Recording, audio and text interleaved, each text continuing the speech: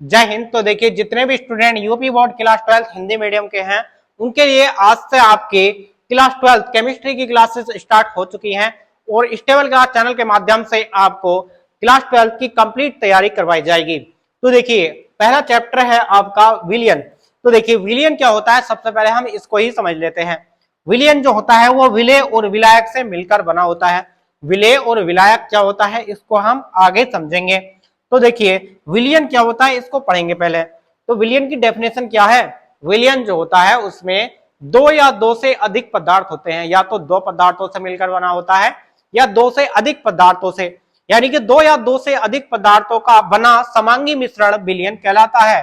तो समांगी मिश्रण क्या है? जैसे कि आपने नींबू पानी बनाया होगा, नींबू पानी में आपने नमक को डाला होगा, शुगर डाला होगा और उसमें पानी तो होता ही है, और उसके बाद में और भी एक दो चीज ऐड कर देते हैं। तो इस प्रकार से कई सारे पदार्थ हो जाते हैं। तो विलियन जो होता है वो दो पदार्थों से मिलकर बन सकता है या दो से अधिक पदार्थों से, यानी कि विलियन दो या दो से अधिक पदार्थों के समांगी मिश्रण को विलियन कहते हैं। समांगी मिश्रण क्या होता है? समांगी मतलब आपने नींबू डाला, नमक डाली और जल में घोल दी, जब वो पूरी तरीके से घुल जाती है तो इसको बोलेंगे हम समांगी मिश्रण। यदि आप जल में कोई इस प्रकार का पदार्थ डालते हैं वो जल में ना घुले तो उसको बोलेंगे विषमांगी मिश्रण। समांगी मिश्रण जो आसानी से घुल जाए, ठीक है। यानी कि दोबारा देखिए, इसकी परिभाषा क्या है विलियन की? दो पदार्थ या दो से अधिक पदार्थों के समांगी मिश्रण को विलियन कहते हैं। उदाहरण के माध्यम से समझते हैं। तो देखिए, हमने एक पात्र लिया है और पात्र में जल ले लिया है और जल में हम ऊपर से नमक डाल रहे हैं, ठीक है। जब ये पूरी तरीके से नमक और जल आपस में मिक्स हो जाएंगे तो इस प्रकार के मिश्रण को क्या कहेंगे? समांगी मिश्रण। क्लियर एकदम। और जो विलियन होता है विलेय और विलायक से मिलकर बना होता है। तो देखिए, विलेय और विलायक क्या होता है? विलेय जो होता है वो मात्रा में कम होता है, जैसे ये नमक है ना, नमक ये जो है मात्रा में कम है और विलायक जो जल है वो अधिक है। आप देखिए, इस प्रकार से समझें, जो मात्रा में कम है वो है विलेय और जो मात्रा में अधिक है वो है विलायक। मात्रा में अधिक कौन है? जल है, और मात्रा में कम कौन है? नमक है। तो इस प्रकार से जो मात्रा में अधिक है वो विलायक और जो मात्रा में कम है वो विलेय। आप इसको भी कैसे याद रखेंगे? आप ऐसे समझिए, ये विलायक है ना, विलायक इसमें वर्ण अधिक है और जो विलेय है इसमें वर्ण कम है, यानी कि जो छोटा लिखा हुआ है उसकी मात्रा कम होगी यानी कि विलेय होगा।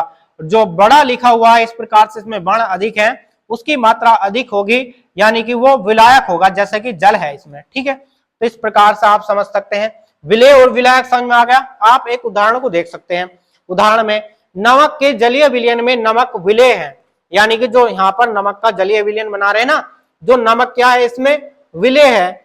यानी कि यहाँ पर आप देख सकते हैं, अभी हमने बताया कि जो मात्रा में कम है वो विलेय, जो मात्रा में अधिक है वो है विलायक, ठीक है। यानी कि नमक के जलीय विलयन में नमक विलेय है तथा जल विलायक है। विलेय और विलायक क्लियर आपके समझ में आ गया।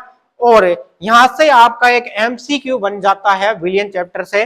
तो देखिए, विलियन क्या होता है? अभी हमने बताया विलियन जो होता है वो एक समांगी मिश्रण होता है।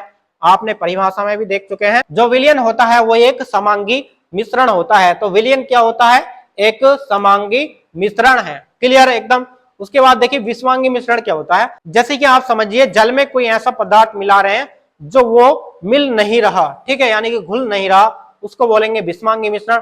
और जो आसानी से मिल जाएगा उसको बोलेंगे समांगी मिश्रण। उसके बाद देखिए, नेक्स्ट टॉपिक है आपका परासरण।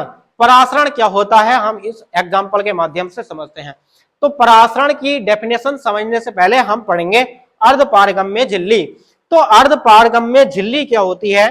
तो देखिए, जो अर्धपारगम्य झिल्ली होती है उसमें जो बहुत छोटे छोटे से छिद्र होते हैं, जैसे कि आप इसके माध्यम से समझे, आपने रात को किशमिश भिगोई होगी कभी, ठीक है, वो सिकुड़ी हुई होती है। जब जल में हम सिकुड़ी हुई किशमिश डाल देते हैं, जब सुबह उठकर देखते हैं तो वो फूली हुई मिलती है। जो किशमिश की ऊपर वाली लेयर होती है वो अर्धपारगम्य झिल्ली की बनी हुई होती है, यानी कि उसमें इतने अति सूक्ष्म छोटे छोटे छिद्रों का एक नेटवर्क यानी कि जाल होता है, जिसको हम बोलेंगे अर्धपारगम्य झिल्ली। यानी कि जो अर्धपारगम्य झिल्ली होगी में अति सूक्ष्म छोटे छोटे छिद्र होंगे जिनको आंखों से नहीं देखा जा सकता, उसको बोलेंगे हम अर्धपारगम्य झिल्ली। क्लियर, अर्धपारगम्य झिल्ली समझ आ गई। तो देखिए परासरण क्या होता है इसको समझते हैं। परासरण जो होता है विलायक के अणुओं का अर्धपारगम्य झिल्ली द्वारा कम सांद्रता वाले विलयन से अधिक सांद्रता वाले विलयन की ओर स्वतः प्रवाह है परासरण कहलाता है। इसके माध्यम से समझते हैं। देखिए इस पात्र में हमने बीच में अर्धपारगम्य झिल्ली लगाई है, ठीक है। तो एक तरफ हमने कम सांद्रता का विलयन लिया है इस साइड, और एक तरफ हमने अधिक सांद्रता का विलयन लिया है, ठीक है। तो देखिए जो कम सांद्रता का विलयन है वो अधिक सांद्रता के विलयन की ओर उसके मॉलिक्यूल अर्धपारगम्य झिल्ली के द्वारा होते हुए दूसरी तरफ जाने लगेंगे।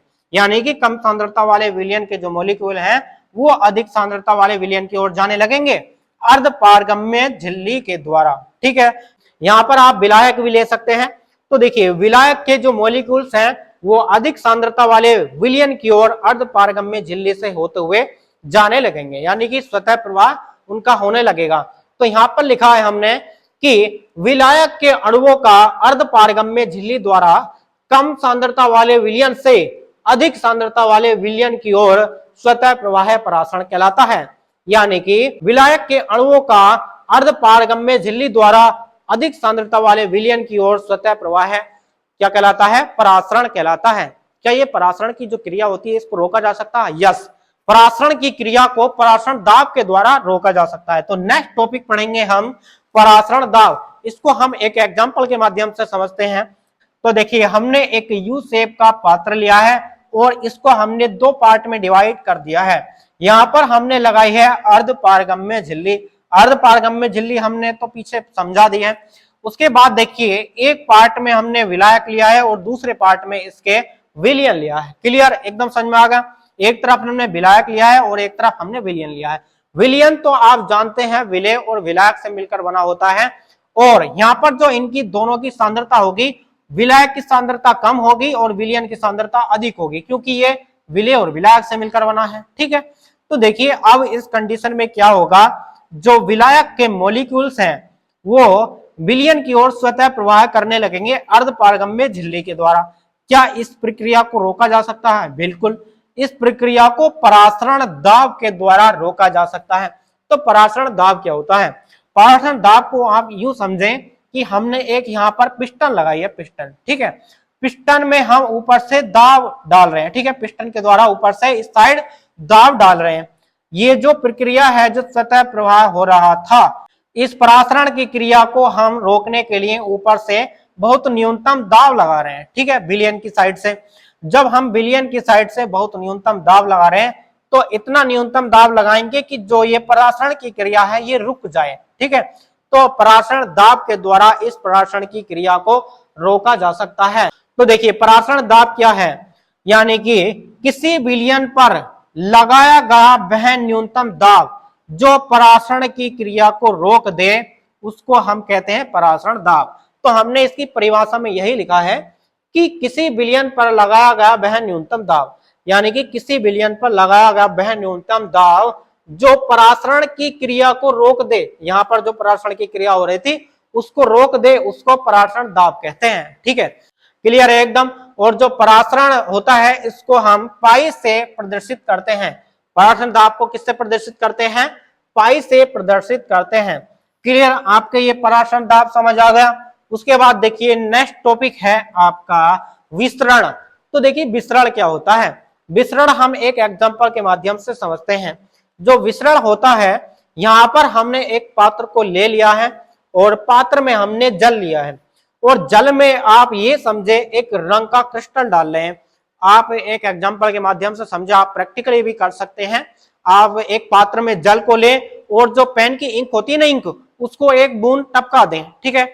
यदि वो इंक उस जल में स्वतः घुलने लग जाए, या आप नील डाले उसमें, नील की बूंद, ठीक है, यदि वो नील की बूंद जल में स्वतः मिलने लग जाए तो समझ जाना विसरण की क्रिया हो रही है।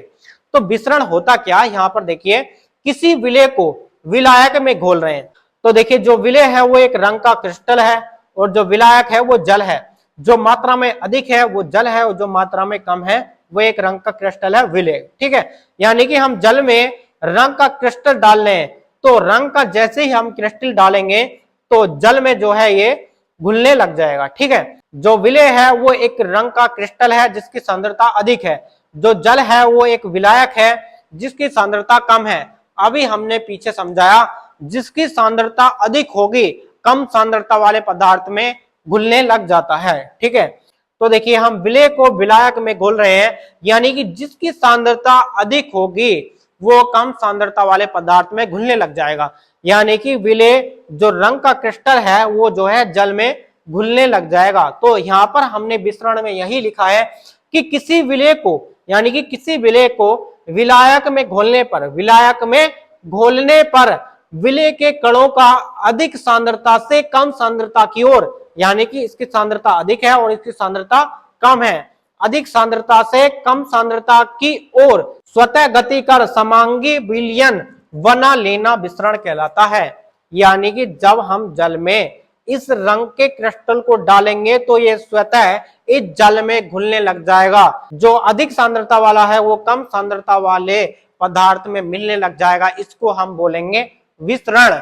तो डियर स्टूडेंट्स, ये वीडियो आपको कैसे लगी हमें कमेंट्स बॉक्स में कमेंट करके जरूर बताएं। तो डियर स्टूडेंट, चलिए मिलते हैं नेक्स्ट वीडियो में नेक्स्ट टॉपिक के साथ, तब तक के लिए जय हिंद, वंदे मातरम।